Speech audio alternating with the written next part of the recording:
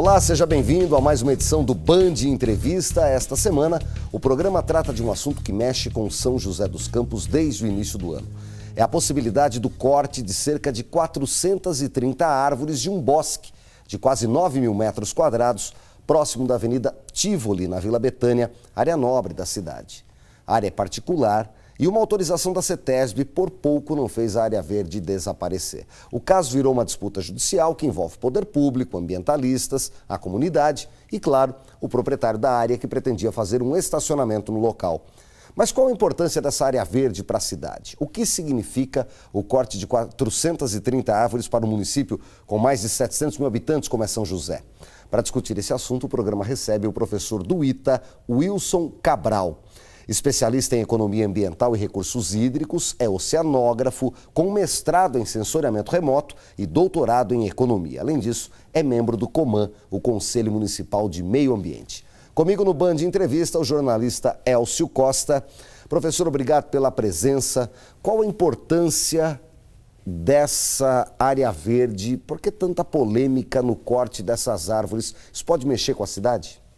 Eu diria que mexer com a cidade, de um modo geral, né, é um ponto. Se a gente pegar o mapa, é uma areazinha concentrada lá na região central de São José dos Campos.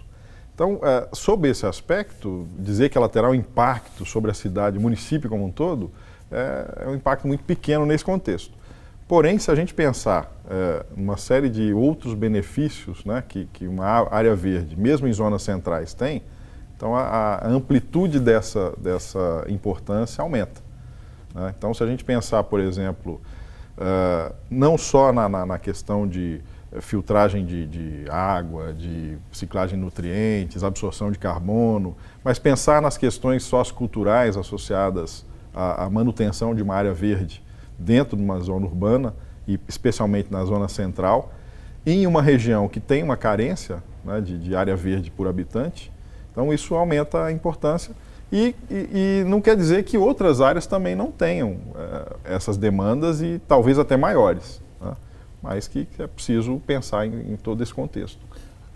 O proprietário da área se aferra ao direito de propriedade. Ele comprou a área, ele pagou pela área, então ele defende que ele tem o direito de dar um uso para a área que é legítimo, quer dizer, ele é regular pela lei do zoneamento que ele pode dar esse destino para a área. Na sua opinião, até onde vai o direito de propriedade, até onde vai o direito da coletividade, como é que se aplica o direito de propriedade na sua visão nessa questão?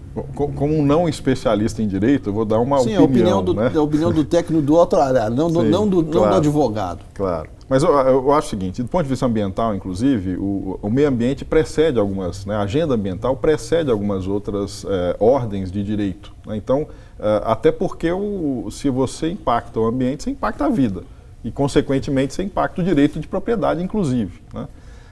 Então, acho que tem uma escala, uma ordem de prioridades. E se você, no caso, por exemplo, especificamente voltando ao caso, ela é qualificada ou classificada no zoneamento atual como uma zona de proteção ambiental 2. Né?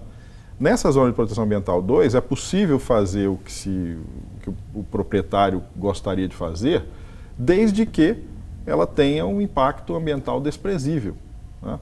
Ou seja, tem um regramento e o proprietário pode fazê-lo, mas ele tem que provar que o que ele está querendo fazer tem um impacto ambiental desprezível e a prefeitura tem que analisar se o que ele está fazendo de fato é desprezível ou não. O grande problema é que o critério é subjetivo, professor? Existe uma subjetividade porque o regramento municipal não prevê, não diz, por exemplo, o que é um impacto ambiental desprezível. Se você colocar uma questão desse ponto para a cidade toda, realmente pode ser considerado desprezível. É muito pequeno, como o senhor mesmo falou. É pequeno para a área do município. Você pensa, a área aqui é a área do município, né? Então você tem uma área muito pequena perto do município. Mas falar em região central, por exemplo, já se torna representativo. E uma região, inclusive, carente de área verde, né? Então, se você pensar em outros argumentos, de fato isso ganha importância, né? E se a gente pensar em outras coisas, inclusive, por exemplo, mudanças climáticas globais. Então, a tendência, segundo as projeções que se fazem na academia, na ciência, é que a gente tem um aumento de temperatura no médio e longo prazo. As cidades funcionam como propagadores desse aumento. Por quê? Porque as cidades têm temperaturas mais altas que as zonas rurais, né? Por conta justamente da impermeabilização, da concretização, né? Da impermeabilização e da ocupação do território, do adensamento. Então, se você vai ter projeção de aumento de temperatura e áreas verdes contribuem para a redução para arrefecimento, para amenização dessa temperatura, então elas se tornam mais importantes ainda se você está projetando um futuro. Em tese, então, é importante preservar a área que nós estamos discutindo, o bosque dativo. Eu acredito que sim, não só ele. Vários outros encraves urbanos de áreas de bosques arbóreos, né, se mapeados e catalogados, deveriam também ter uma prioridade de preservação. Até porque o bosque, para chegar no formato que ele tem hoje, ele demora muito tempo, né? Então, por mais que você diga, olha, é preciso também investir em áreas que não tem nada e criar bosques.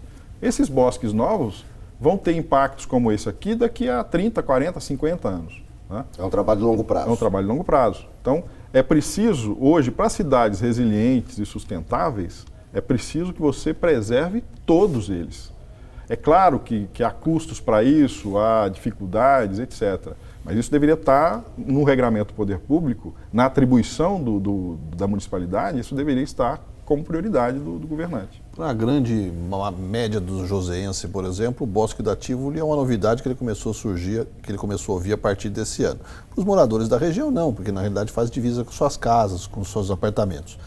Existem outras áreas urbanas, o senhor pode citar outras áreas urbanas parecidas, outros bosques urbanos parecidos com esse, por exemplo, que são tesouros verdes escondidos no cotidiano da cidade? Olha, existem inclusive em áreas privadas. Então você tem algumas áreas que estão hoje, que são, por exemplo, a própria Vila Ema tem alguns edifícios, alguns condomínios, que têm áreas de bosques privados de valor incontestável, né?